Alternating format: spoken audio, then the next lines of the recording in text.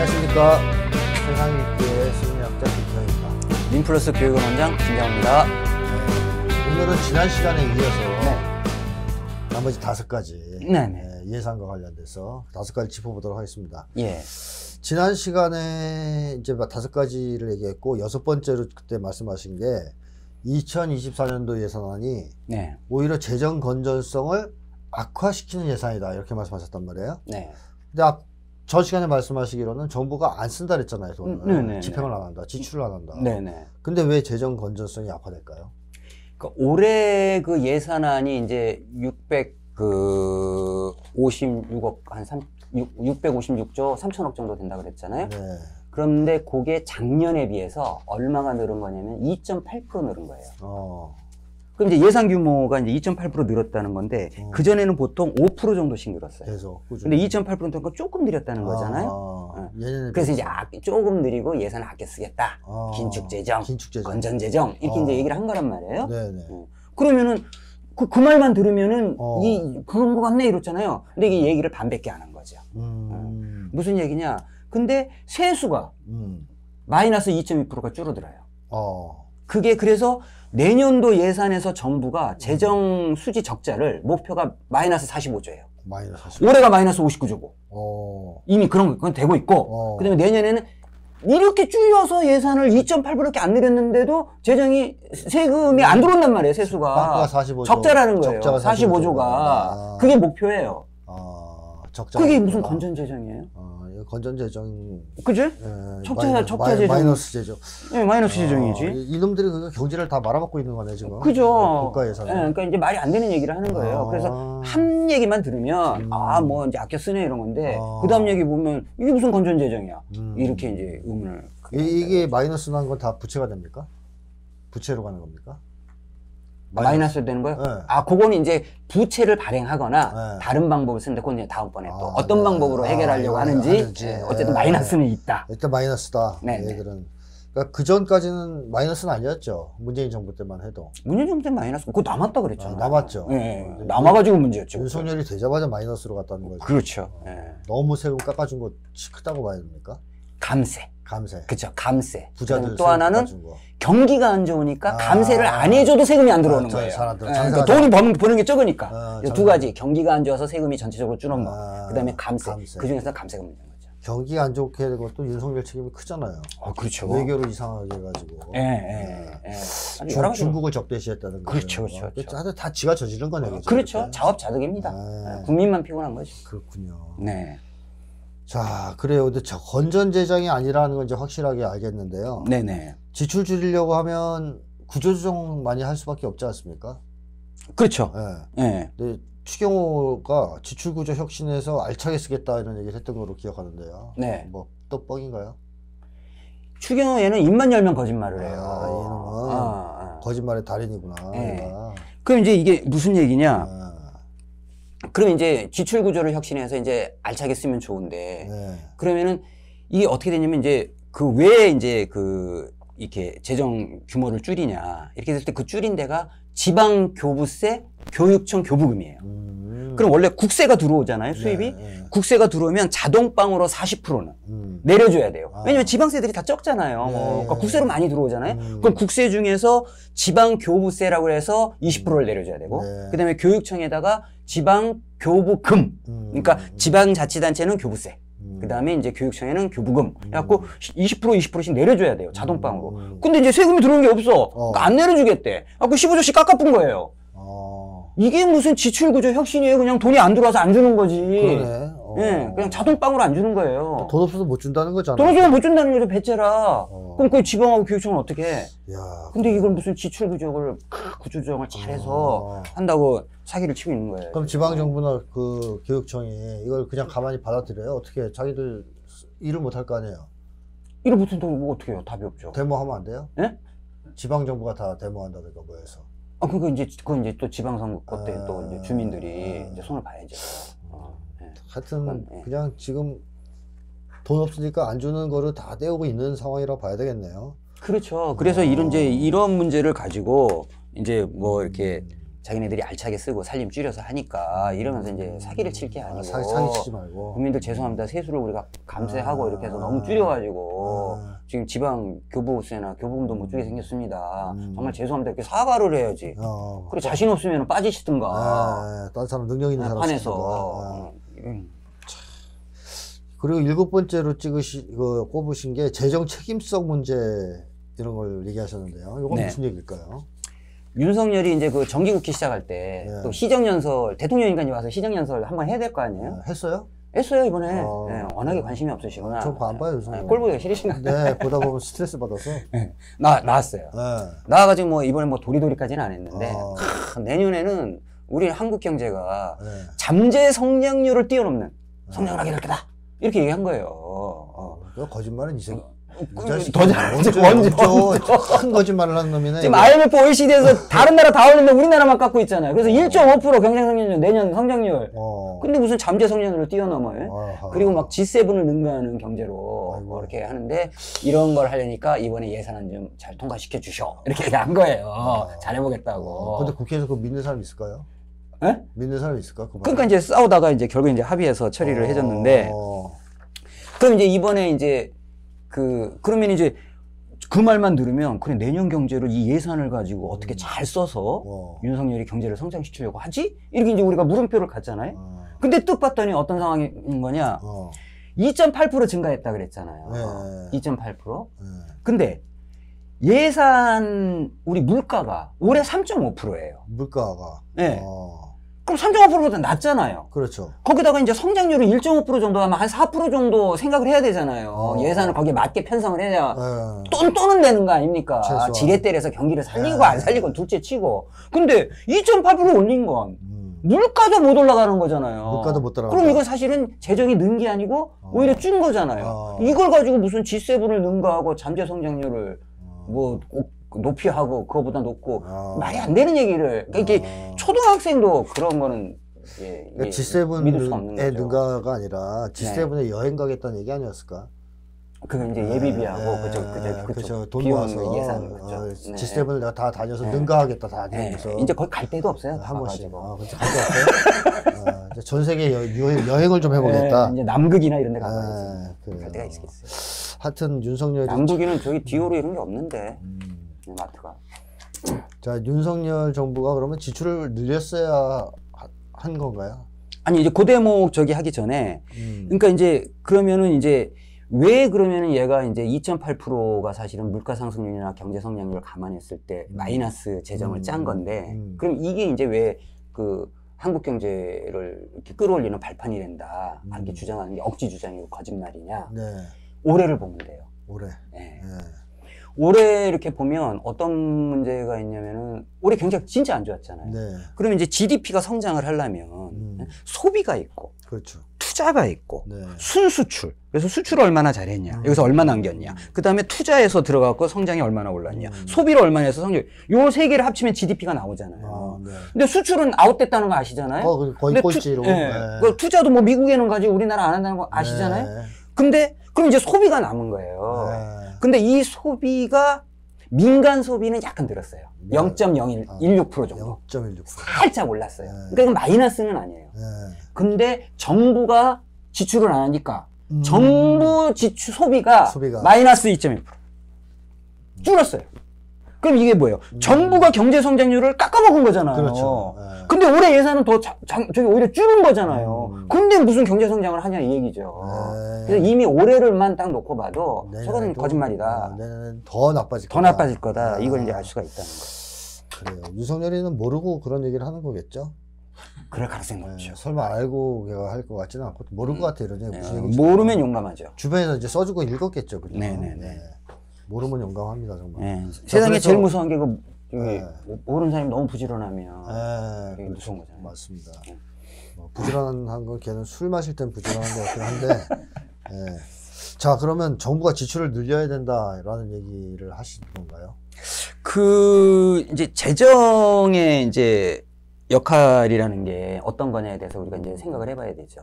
근데 이제 정부 재정의 역할이 소득 재분배 역할도 있고 경기 조절 역할도 있잖아요. 있죠. 재정이 경기를 조절해 주잖아요. 그게 케인즈가 한 얘기잖아요. 네.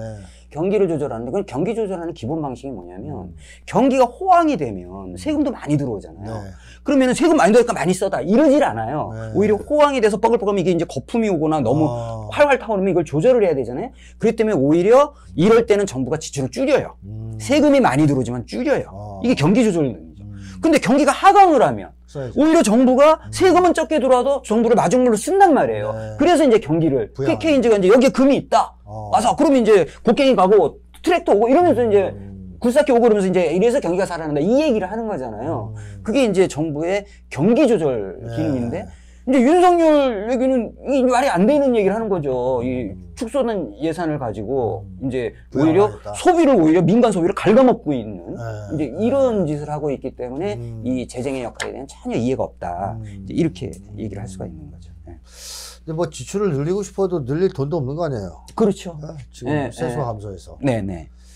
자, 물가가 지금 막 오르고 있는데 네. 금리도 올리고 긴축해야 되는데 돈을 푼다 만약에 정부가. 네. 그렇게 되면 물가가 안 잡히는 건가요? 아, 이제 그 문제가 있을 수 있죠. 그러니까 이제 물가가 올랐는데, 이제 그 윤석열은 그래서 이제 물가가 오르니까 보통 이제 물가가 오르면 금리를 올리고 긴축을 하잖아요. 네. 예. 그런데 이제 만약에 이제 제가 늘려라. 국민들도 왜 서민들한테 돈 안 쓰냐?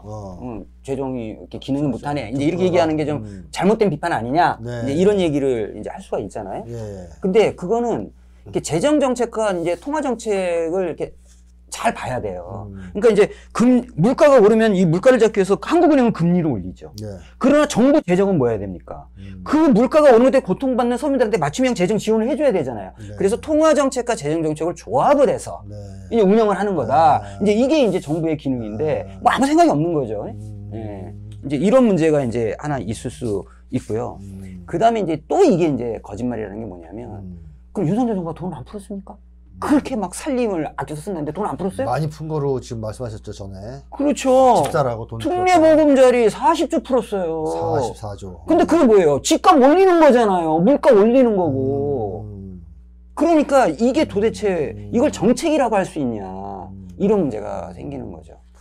그렇기 때문에 그 재정의 기능을 이용해서 뭔가 경기를 살리는 또는 소비를 진작시키는 이런 기능을 완전히 어떻게 보면 포기했다. 재정 건정성에 대한 맹신, 아주 이념적 맹신 여기에 사로잡힙니다. 그 이념적 맹신 때문일까요? 아니면 지놈들이 한 치부를 가리려고 그러는 걸까요?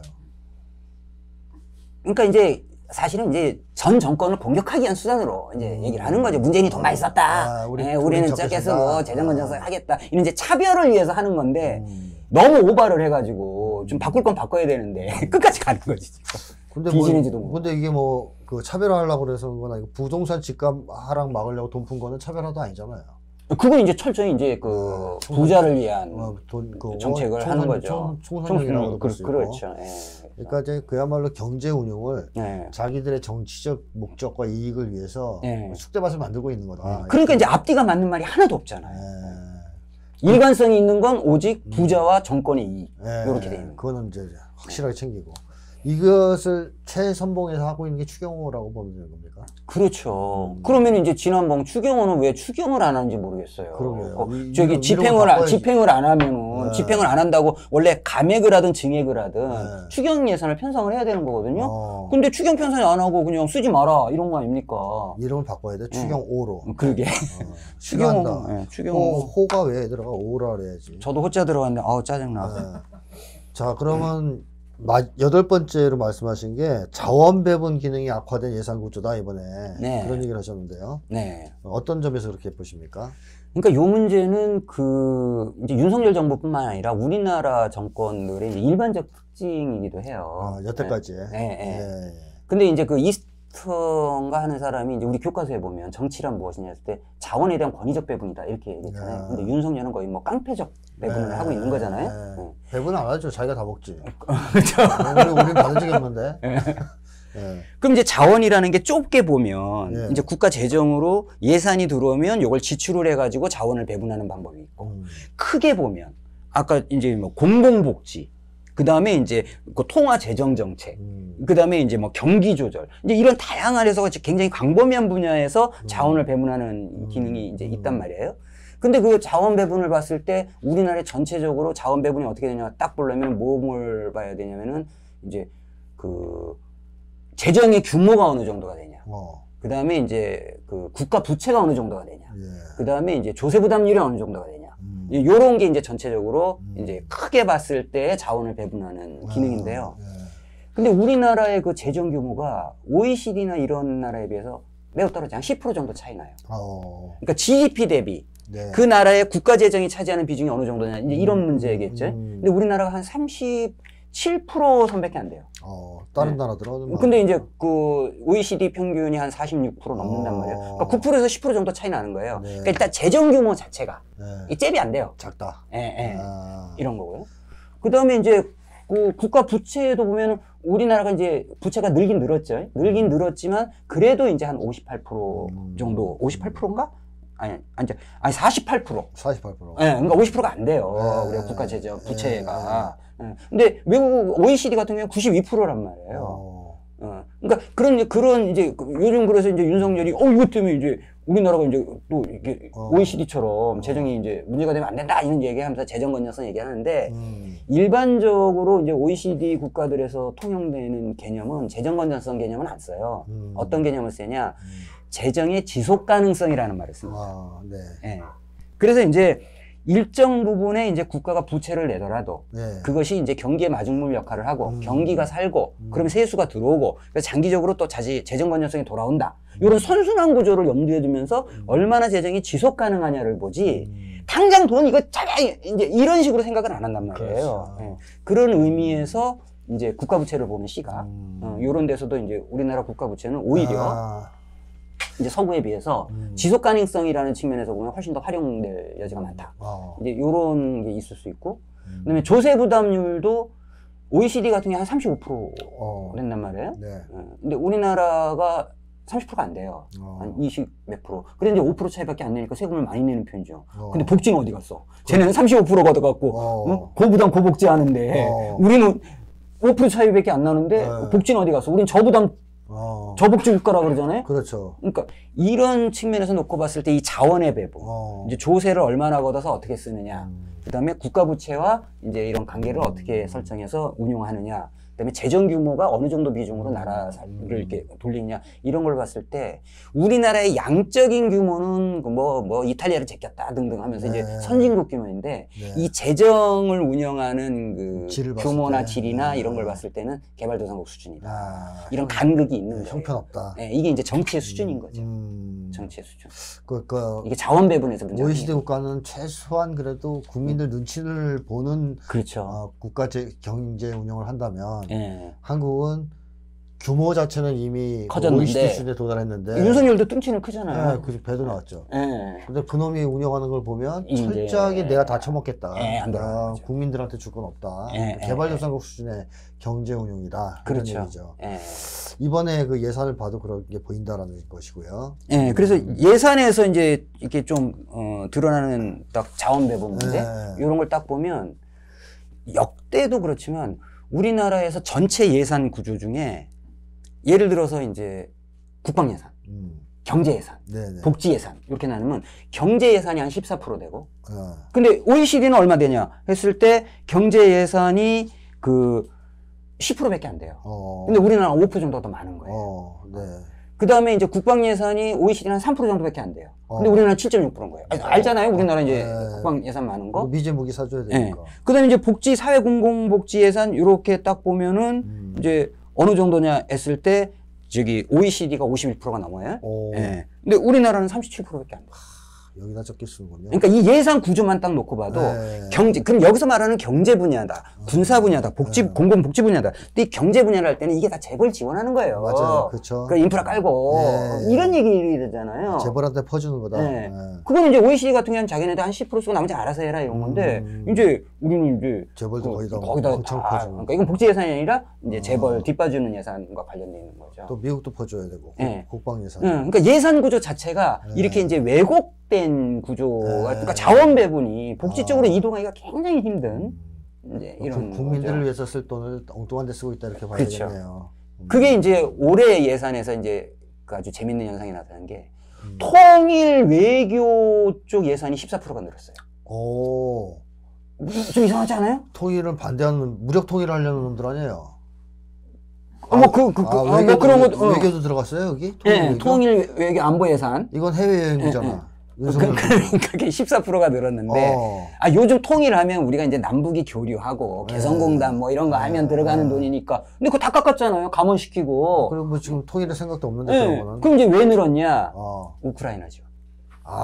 우크라이나 지원을 ODA라고 이제 편성을 해갖고 요걸로 해서 주는 거예요? 그거 늘은 거예요. 이 통일하고 무슨 상관이 있어요 우리나라? 근데 그게 묶었어요. 항목은 그렇게 돼 있어요. 우리나라가 이제 말이 이게 안 맞는 일을 너무 많이 하니까. 우크라이나가 이게 지원해서 만약에 이긴다면 그럼 이제 나중에 이제 통일될 뭐, 수 있다? 남북이?